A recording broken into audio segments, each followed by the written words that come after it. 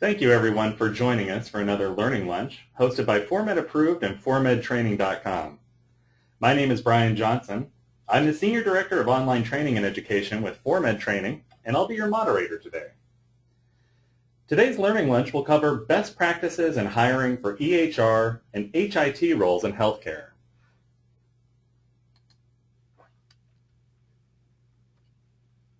We're joined today by Cherie Lester of EngageMeHIT. Cherie has more than 15 years of experience in staffing and recruiting, with a particular focus on health IT recruitment. You couldn't ask for a better guide through the fast-paced and sometimes bewildering world of health IT recruiting, so thank you, Cherie, for sharing your expertise with us today. I'm glad to be here. Thank you.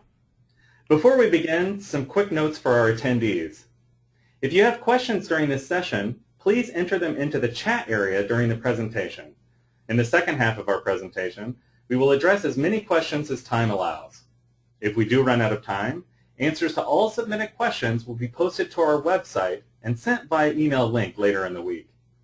Also, please note that all registered attendees of today's session will receive an email with links to both the recorded and PDF versions of the event.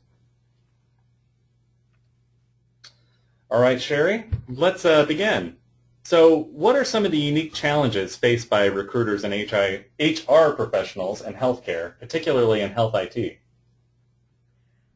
Well, I think one of the biggest challenges that we have is really finding qualified candidates. And it's not that they don't exist. There's just so many opportunities out there that most of the qualified candidates for these EMR positions are fully engaged or employed and not necessarily on the market right now.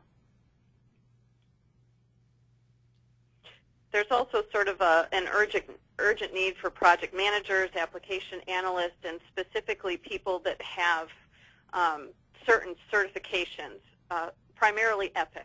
Anyone who, any healthcare facility or employer that is seeking EPIC certified people, there's a large number of people in the marketplace, but not available, as I was discussing before. It's also challenging to find people for permanent positions. A lot of the hospital facilities want to hire people permanently. The salary does not equate to what someone could make as a traveling consultant. So it can be really challenging to find someone in the industry that's willing to take a permanent position, particularly when that position would require relocation. All right. So you're getting into this a little bit, but why is it so difficult to find qualified candidates? Well, they're busy. That's the simplest answer. Most qualified candidates in this industry are extremely busy. They also are constantly being barraged with phone calls, emails, LinkedIn messages from industry recruiters and employers. And really the sweetest deal is what they're responding to. There's a lot of opportunities out there, but the positions that are really providing the best pay, the best opportunities, things of that nature are the ones that they're responding to. So they can pick and choose what they want. They're not, desperate to find work. Again, we can go back to the industry-specific qualifications and the fact that those people that are highly qualified, there's just not a lack of things for them to look at and consider. So people with certifications are in high demand and can sort of take whatever deal that they are most interested in. And then people who are breaking into the industry or attempting to break in, that's a bit of a different story. Yes, that's an incredibly different story. So let's talk a little bit about that then. So the highly qualified people are very sought after, and we'll talk more about that in a bit. But for people who are trying to transition into this realm of HIT, what advice could you give to them? Well, that is the most frequently asked question I have. I get calls from nurses and clinical professionals all the time, as well as people that have been in IT but not broken into healthcare. And it's really not any easier for a nurse to get into healthcare IT than it would be for an IT person that's outside the industry to get into healthcare IT. It's important to earn certifications get as much on-the-job training as you possibly can. I tell clinical professionals that if the facility that they're currently working for is planning on an EMR implementation or is involved in an EMR implementation, the best thing they can do is speak to their managers and let them know of the interest that they have in sort of taking on either a dual role or moving into more of an IT EMR implementation focused position. For an IT professional, I typically suggest that they look for entry-level positions within a healthcare system. There are an awful lot of kind of IT-centric opportunities within healthcare that don't necessarily involve EMR, and then once they break into a healthcare employer, then looking towards speaking to their employer about getting more exposure to the EMR implementation and system.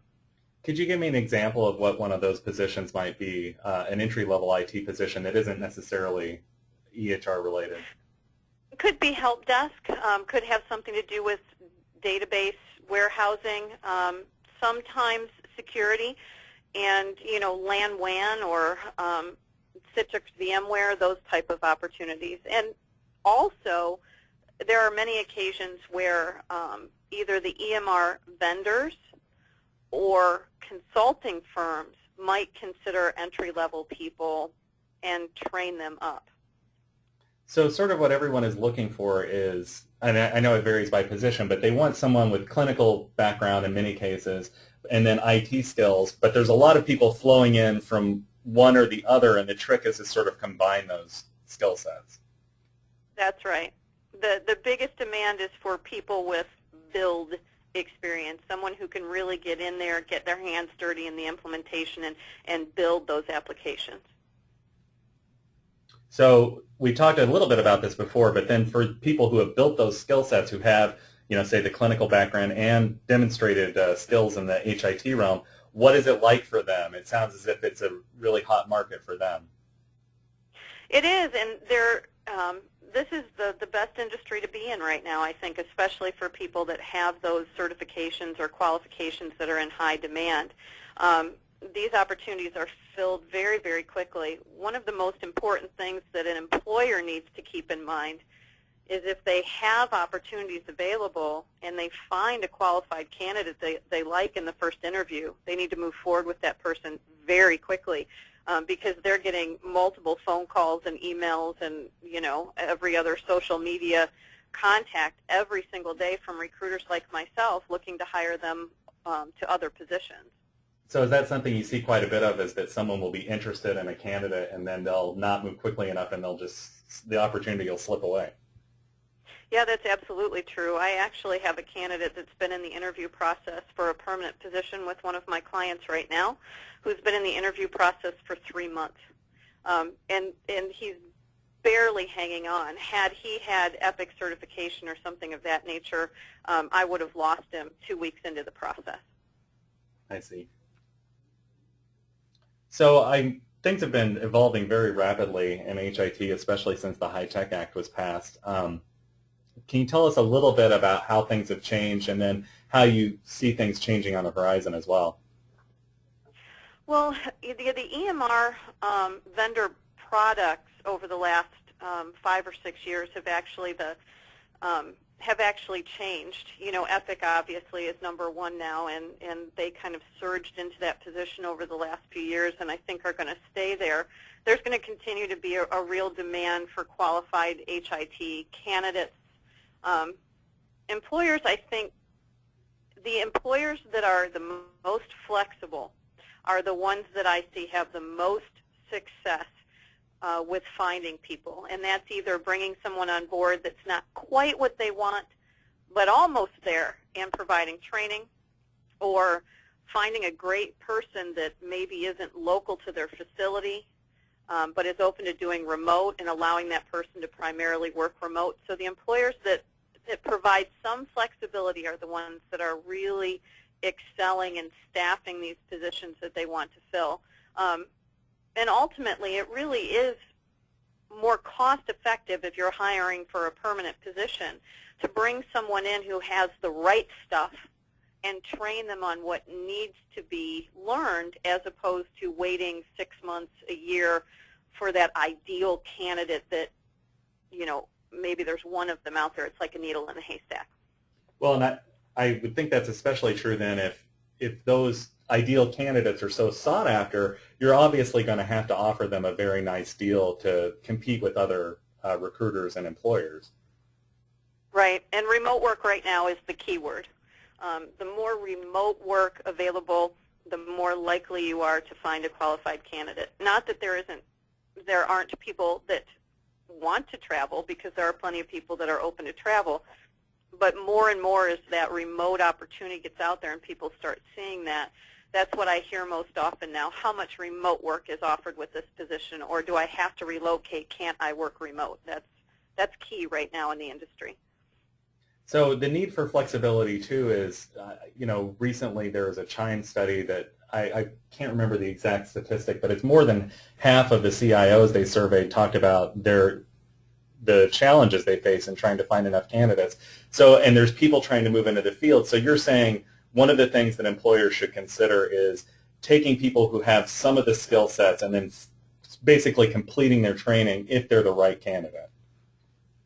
Correct. Yeah, if they've got the right personality fit and the right drive and motivation for the team, because obviously every team has a different dynamic, it's definitely worthwhile to bring someone on board and train them to a point. You know, obviously you can't take someone who's never done any of it before and just throw them into a position. But if you have, for instance, someone who's worked at a facility who has gained Epic Build experience, but their particular employer, for whatever reason, didn't offer them Epic certification, bring them on board and get them that extra build experience and get them that Epic certification.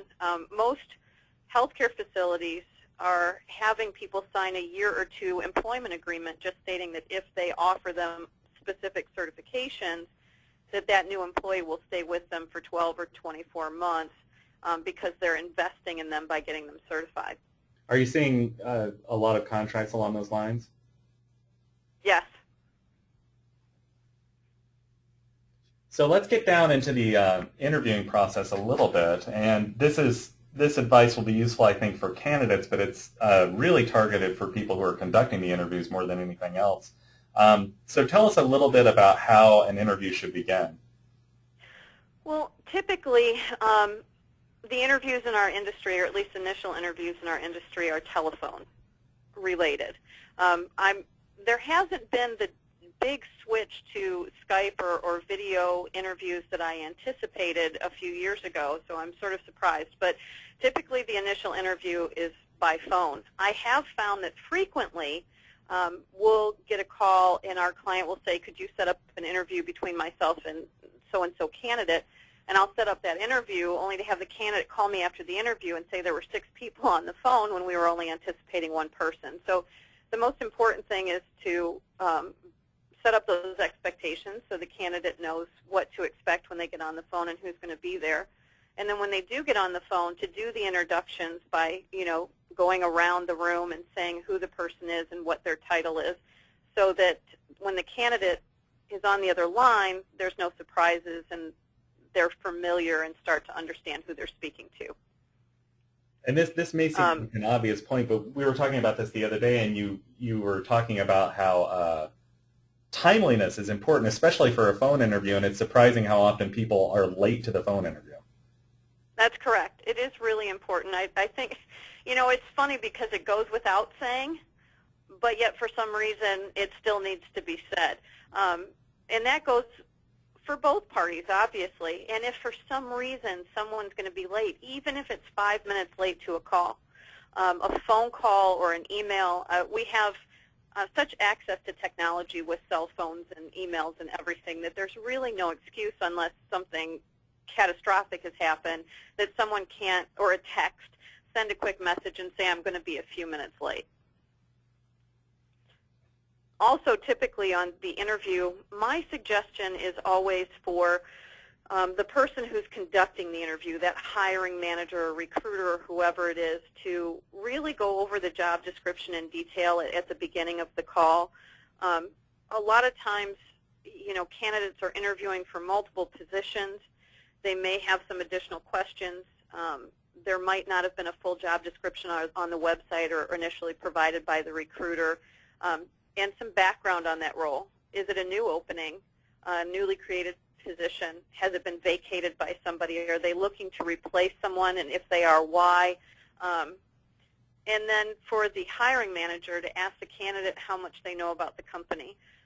For me, if I'm going to hire someone, I want to know that they're interested in my company and that they've done some research. The worst thing for me is if I ask someone, what do you know about us, and they say nothing. And just say a little bit more, if you could, about why it's important to go over the job description. Is that to make sure that the candidate is the right fit, or why is that an important part of the process? For a couple of reasons. Definitely to make sure the candidate's the right fit, to allow the candidate to ask additional questions and then kind of break into that discussion about their qualifications and how they see themselves filling that role. But also because typically on an employer website, the entire job description isn't necessarily there, or it's a very generic job description that doesn't really go into, or doesn't really go into the intricacies of the role. Or on occasion, that candidate might be interviewing for multiple positions, and sometimes, unfortunately, they will get confused as to the exact role that they're interviewing for at the moment. And so it's important to cover that at the beginning of the call, just to make sure everyone is on board with what they're applying for. I just want to remind our attendees we're getting questions, and please keep them coming. We'll address those questions at the end of the presentation. So go ahead and post them now, and we'll get back to you shortly. Cherie, what advice can you offer on the questions that should be asked in an interview, and maybe some tips about how those questions should be answered? Sure. Well, you want to ask open-ended questions, because yes or no questions, you don't learn very much about a candidate if you're just simply asking them yes or no questions. So just a very simple for instance, you could say to a candidate, are you open to relocation, which gives them a yes or a no. Instead, you could ask the question, why would you be interested in relocating to Denver? To get some sort of background information on what it is that's attracting them, because as most of us know, relocation, people that we relocate for a position, that can be tricky.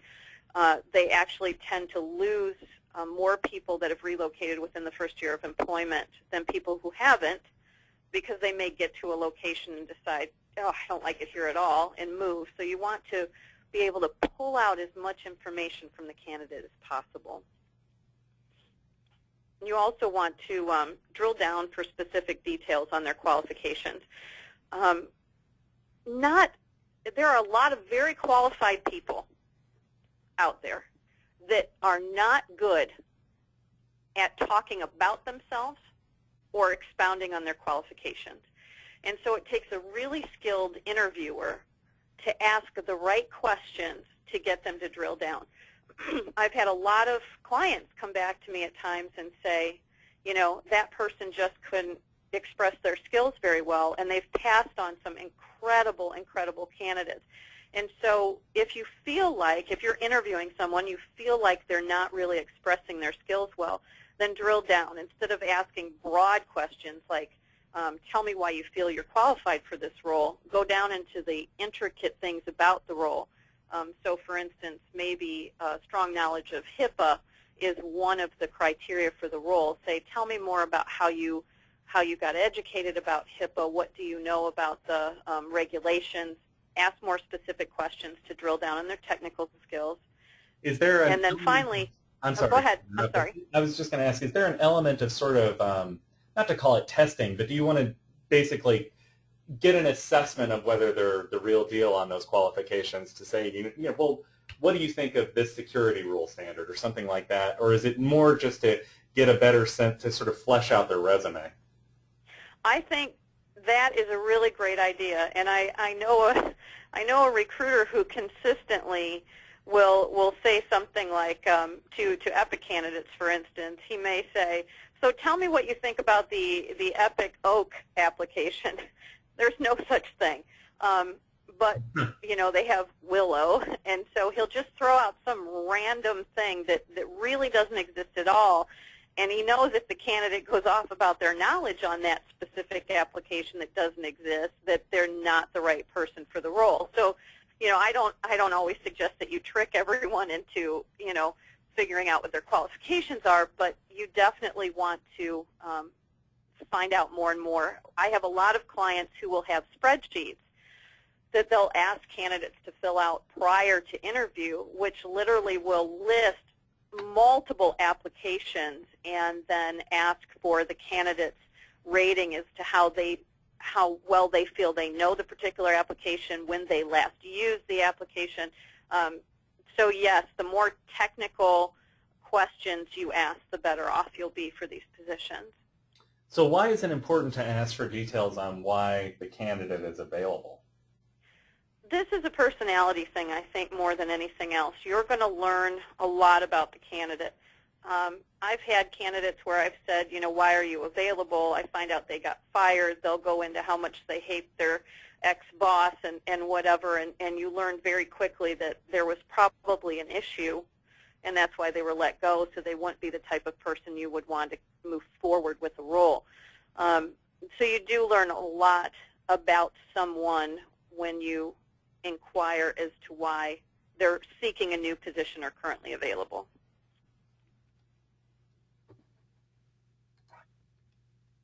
So during an interview, what are some questions that the interviewer should never ask a candidate?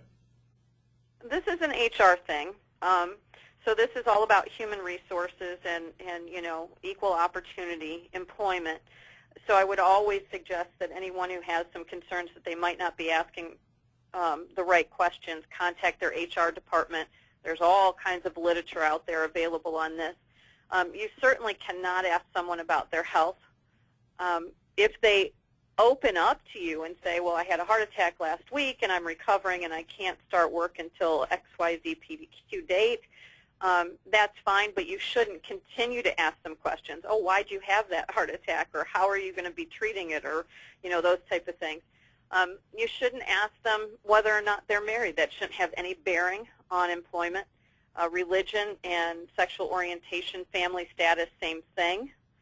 I often caution people not to mention their children or their family on interviews because there are a lot of employers out there that as soon as they hear that someone's got children, they shy away from employing them because they feel that that might take away from their work. So definitely cannot ask any of those personal questions, and then should not ask specifically, this sort of goes back to health, about disabilities. If a client says or a candidate says that they have certain disabilities, for instance, they're in a wheelchair, the only question you can ask is how can we accommodate you so that you could perform the duties required. You can't ask them how'd you get into the wheelchair, what are your health issues. Again, that's something that you can't discuss with them during the interview process. And these are legal constraints on the questions that can be asked. Is that correct? That is correct, and that's why I would suggest that, you know, whoever is conducting the interview seek advice from their HR department. So the legal constraints aside, is there also a strategic element for the interviewer in not getting into these areas? What's the overall strategy on that? I don't think so. I think it's really legal issues. I mean, I think as employers, I think as employers that it can sometimes be a hindrance because, for instance, a number of years ago, since we do most of our interviews on the phone, we're hiring people sight unseen. And a number of years ago, one of the companies I worked with had a candidate who started a position that was a 6-month engagement that required travel on a weekly basis, and when she got to the assignment, she was 7 months pregnant. So there was no way that she could have done or fulfilled the entire engagement, but because you cannot disclude someone or fire someone because of that, had they been able to see her, they could have simply chose someone else. So it can be a hindrance, but for legal reasons, you have to stick to the guidelines. But I suppose that would be one of the risks that would that would be entailed in that approach of just doing a phone interview is that, for better or worse, you can make certain assessments visually just by meeting someone that you wouldn't be able to make over the phone. Correct. And sometimes that can be rectified by having a simple Skype or video interview. So what should you look for in the candidate's answers? I think that there are a number of things. First of all, you're going to get a feel for someone when you're on the phone with them. However, I caution employers and ask them to go through, if they're on the fence about somebody, to go through multiple interviews with them, because sometimes candidates are nervous.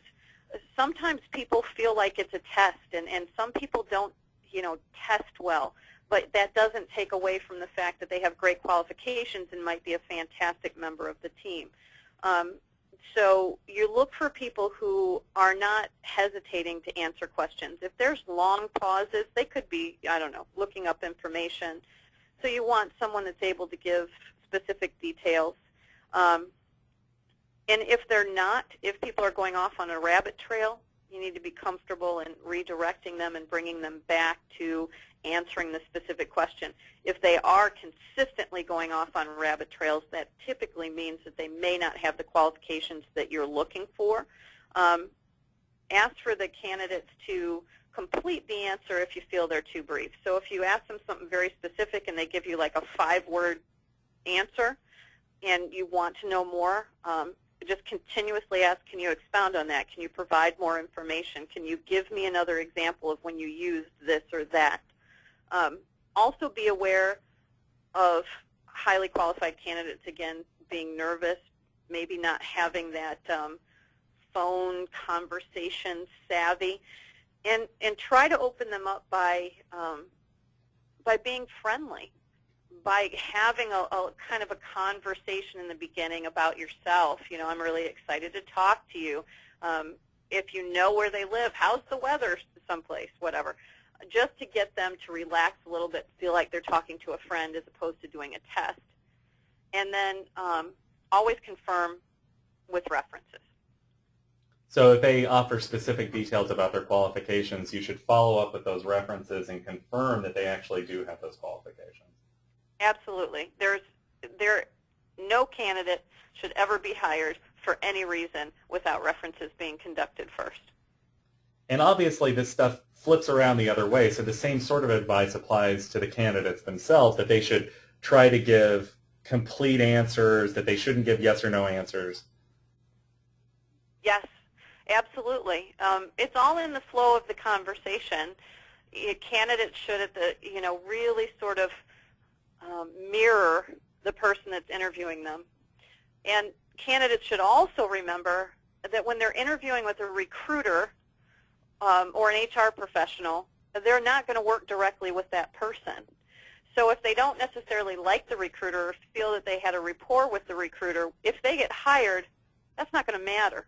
They want to make sure that they have a rapport, feel comfortable, and enjoy the conversation they have with the person who's going to be their direct manager and other people on that team. What are some red flags in a candidate's answers that you would advise the employer to be a little bit leery of the person? Well, that sort of goes back to what I've been saying before, which is if their answers are evasive and they're going off on rabbit trails, that's a red flag. Again, detailed complaints about their previous employer, that's a huge red flag. Anytime somebody's going to get on the phone and just berate their previous situation, it shows a lack of professionalism. I've had people do this, but if they go off on these tangents about their political views or their religious views or anything that's really unrelated to the position, that's also a big red flag. And someone who's easily confused or distracted, my thought on that is more that maybe not so much that they're not qualified, but if they were that interested in the position, you ought to have their unidentified or you ought to have their undivided attention. Mm-hmm. So if you get the feeling that they're busy reading emails or they're just not focused on what you're saying, it's time to close the interview. And as part of the thinking on the wariness about detailed political discussion, is part of the thinking that that's a person who is probably going to bring that same sensibility into the workplace and be a distraction at work, or what's the thinking there? Yes, possibly, and there's also a specific level of professionalism. You're looking for a very specific level of professionalism to bring into your team. And it's fine for someone to have political views, but if they're airing their political views during an interview, that really shows a certain lack of decorum, because that shouldn't even be part of the conversation at this point. It's one thing if they bring up something small or maybe make a little joke about something because it kind of parlayed into the conversation. So you just kind of have to use your own judgment. Was that funny, or did that fit well into the conversation, or is this a red flag because this person may bring this to work with them on a daily basis? So professionalism is key for the candidate. When it comes to complaints about a previous employer, so we know that that's a red flag, but sometimes work situations don't work out. Whether the candidate was fired or whatever the situation was, maybe they left because they were unhappy.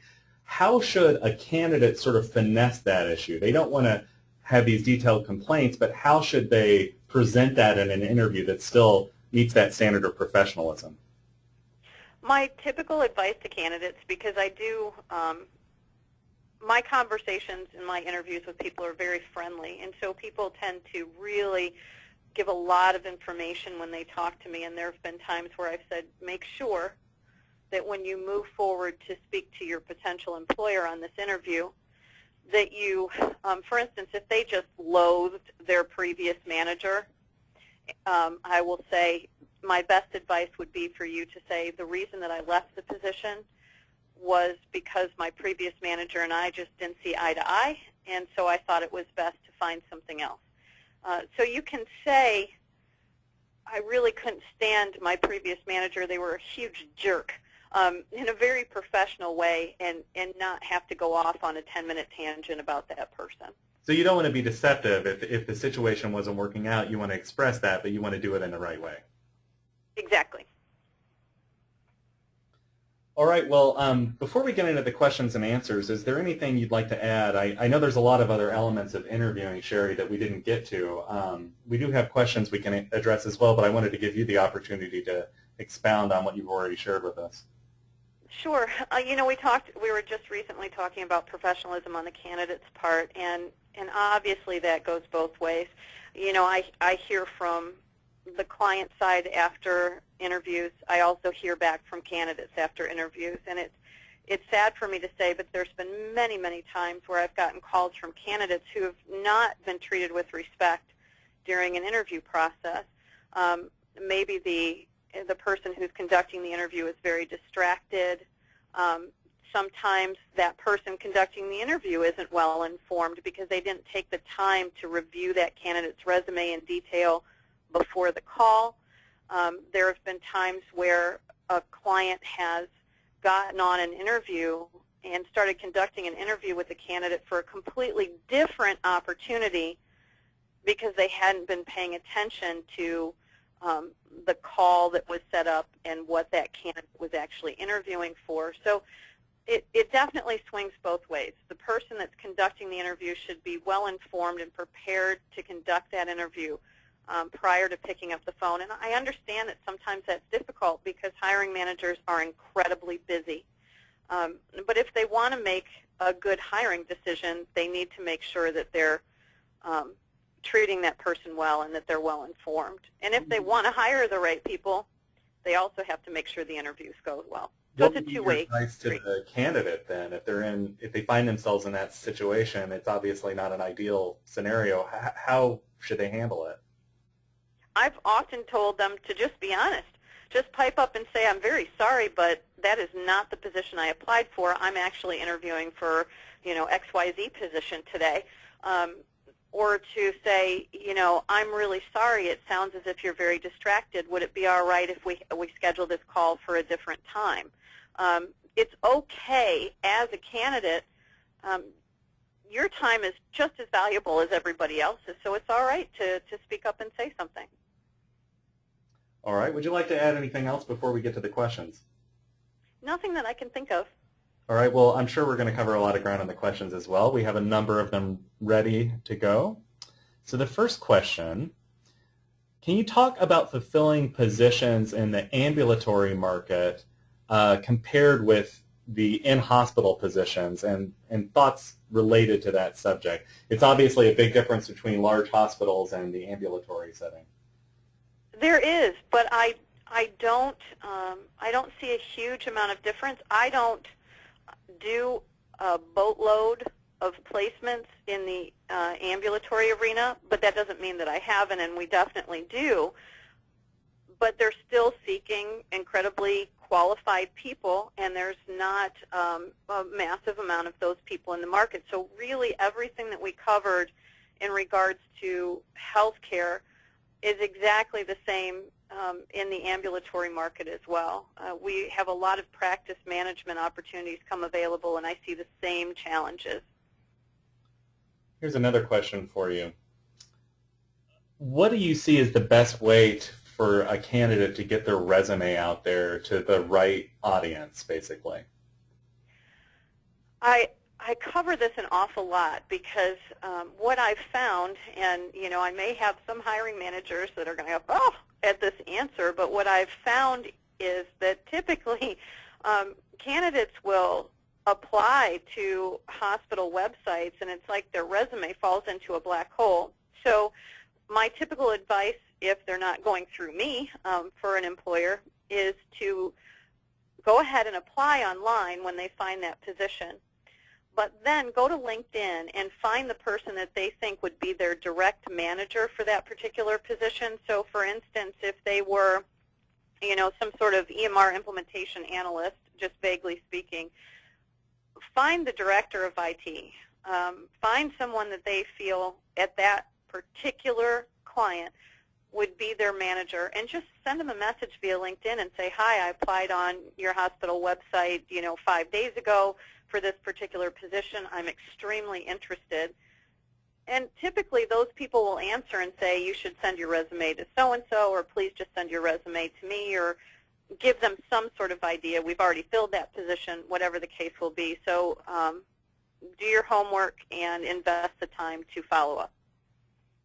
And I get the sense, too, that there's kind of, because it's so easy to send resumes out, people are just peppered with resumes for open positions. Yes. So that's a way of making yourself stand out, to have that follow-through? Yes, absolutely. We are all barraged on a daily basis. Hiring managers and recruiters and whatever have multiple resumes. The thing is that typically the resumes that I'm receiving for these hard-to-fill positions are people that are not qualified and are hoping to be considered. Right, so the majority of the resumes are not even really possible. Correct. And so that's another thing I think on the candidate's part. If you're applying for a position that you know darn well you really don't have the qualifications they're looking for, then it's probably going to be a waste of time. In that case, you really want to look for knowing somebody and getting a referral in somewhere. All right, we've got some questions about EPIC. I think people, some ears perked up as you mentioned EPIC. One question is, this attendee would like to know whether EPIC offers training and certification for someone that has experience in HIT, so that would be independently, or do they have to get it through their employer? And I'm not sure whether you can answer. They've got to be sponsored.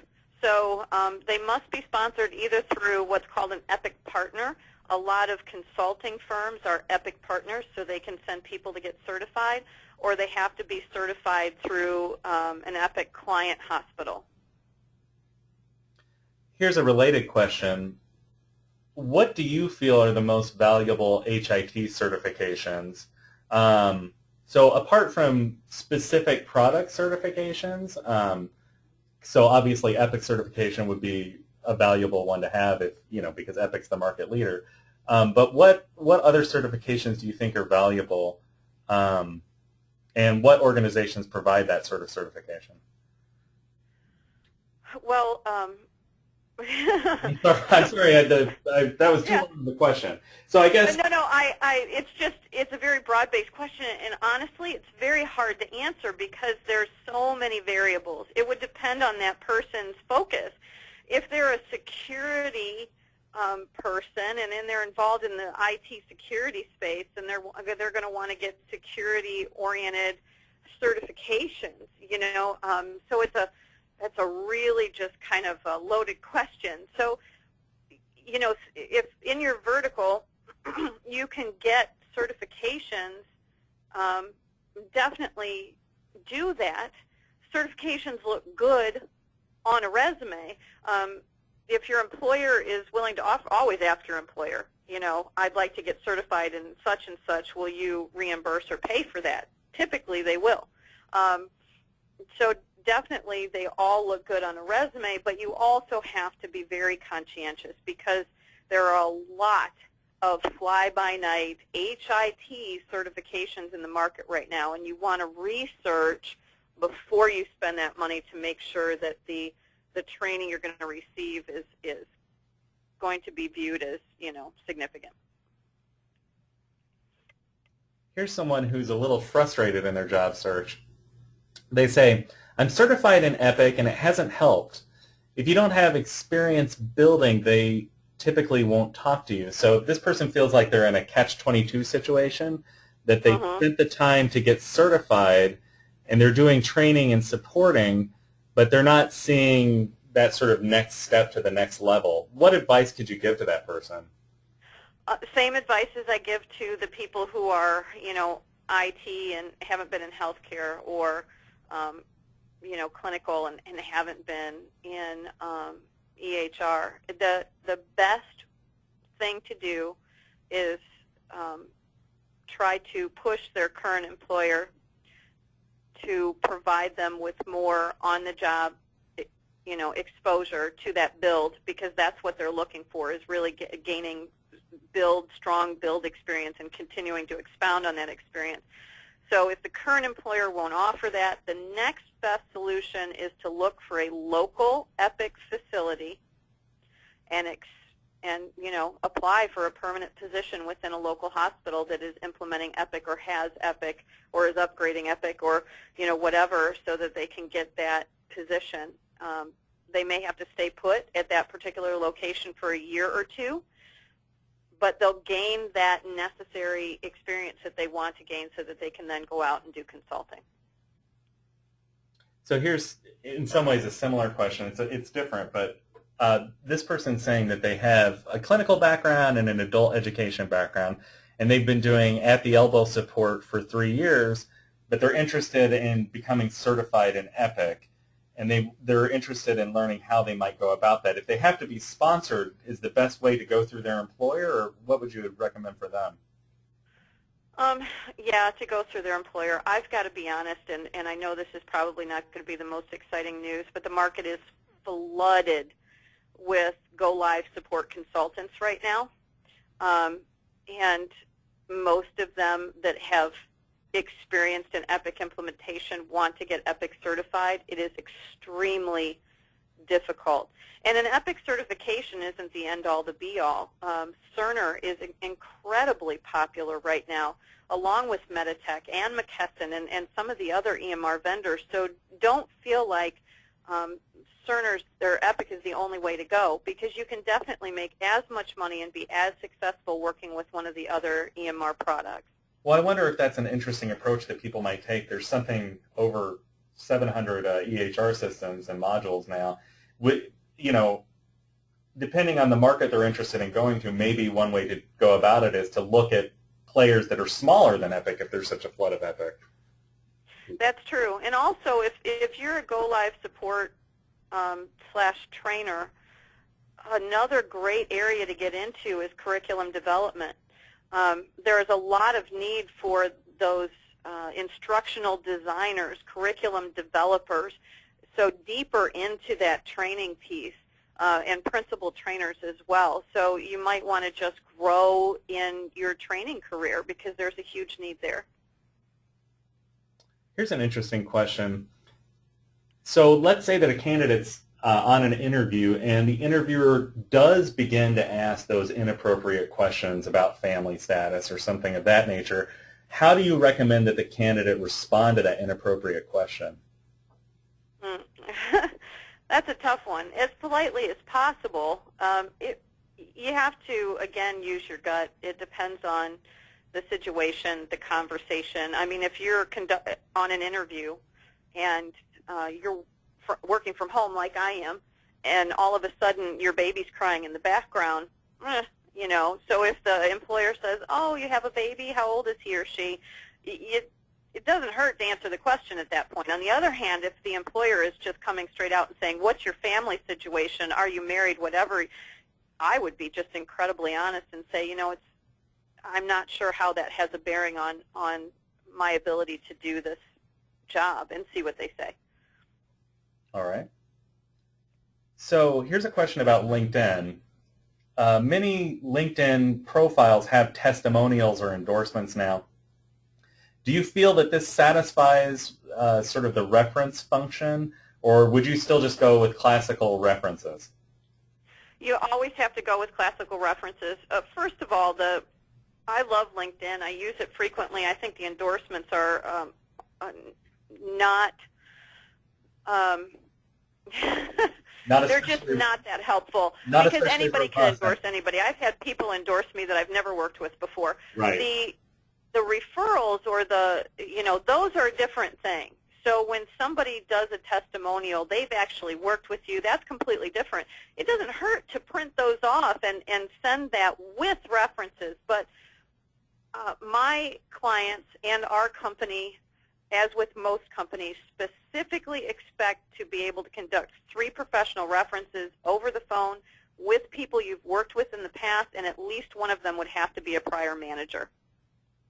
So the old way is still the way to go on references, really? It's the only way, yeah.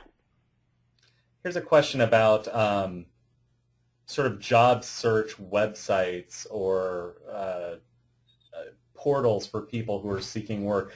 Are there any that you recommend in particular? Should they be very focused on the industry, or what's your thoughts on that?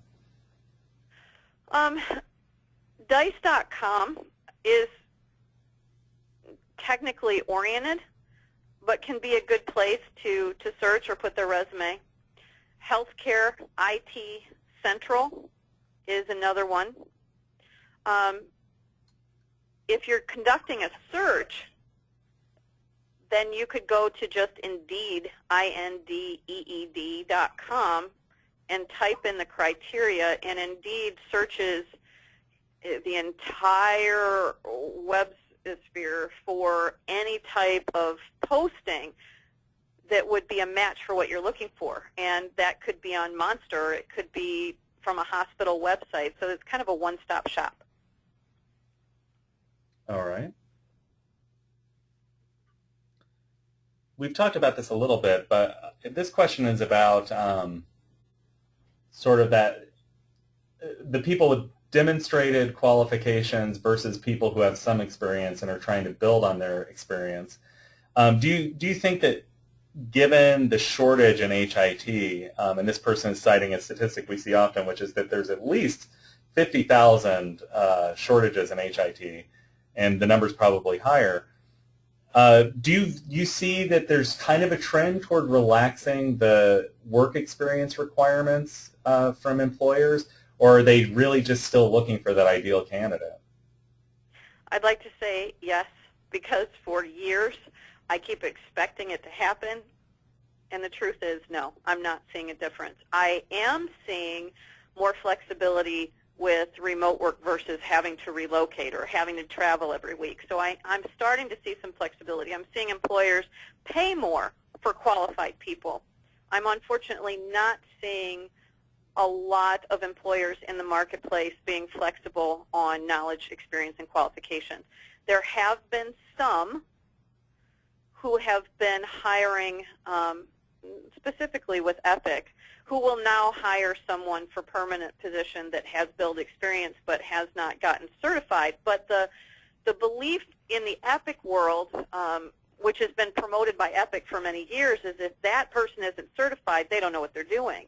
And we're trying to modify that belief with the employers to help them to understand that there are people out there that are qualified that have not yet gotten certified that would be worth hiring.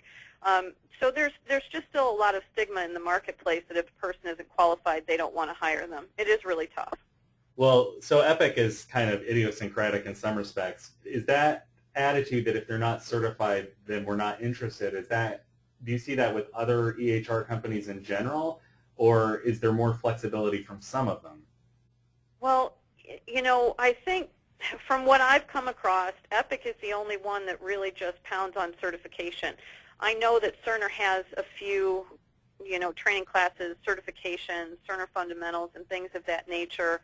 I'm not seeing the same impact on any of the other EMR vendors. When it comes to security and things that are more IT-centric, yes, there's a lot of demand for specific certifications on that side of the house. So how do you see this playing out then if there is this shortage? I know that part of it is that there's a lot of poaching going on. So healthcare organizations are basically recruiting away those qualified staff from other organizations. Can you tell us a little bit more about that? It's happening. It was happening more a couple of years ago. More recently, I've seen that hospitals competing, if you want to put it that way, competing hospitals in geographic locations are now having sort of gentlemen's agreements with each other that they won't hire away from each other because it was getting sort of out of hand. And a lot of places are now having people sign contracts. And when you sign a contract to go to work with someone, whether it's a hospital or an EMR vendor or a consulting firm, you always want to read every single sentence, because there's usually a clause in there somewhere that you can't go to work for certain competitors, or you can't go to work within a geographical location, or you can't go to work with that particular product for X amount of time. So these non-compete agreements, you're seeing these pretty broadly used across the industry. Yes, now they are. So I guess my question is, how does this all play out then if there's this chronic shortage of HIT people but this insistence on qualifications?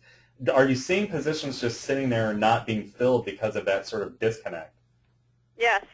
I've worked on positions that have been open for over a year, many of them. And it's really all in timing. I really do. I keep waiting to see this change coming in the industry where the employers will realize that it makes more sense to fill that position with someone that's maybe a little less qualified than they wanted and train them within a matter of months than leave that position open for a year. At some point, it's going to have to trend in the opposite direction. I'm just not seeing it happening across the industry. But of the facilities that are starting to become more flexible, they're staffing their roles and they're keeping their people. One of the biggest things in the industry is you've got to be able to provide something different in order to keep the people once you have them.